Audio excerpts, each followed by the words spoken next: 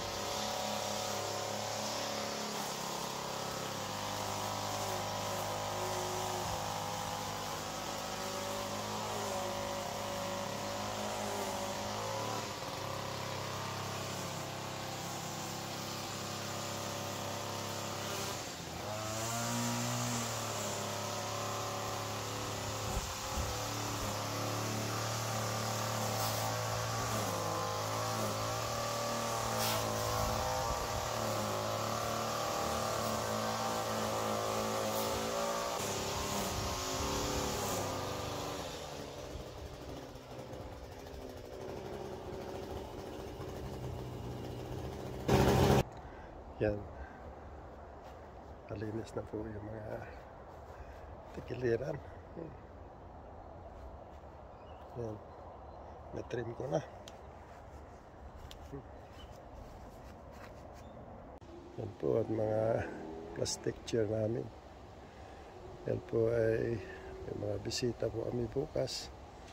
So gusto yata na dito sa labas kasi maganda yung panahon. Yan. So it's ready for tomorrow. It's a big work for Lolo. Ayan. So we will continue this later. Ayan. Kasi saan sila kumain, pwede sa labas, pwede sa loob. Ayan. Okay then. Thanks for watching. Bye.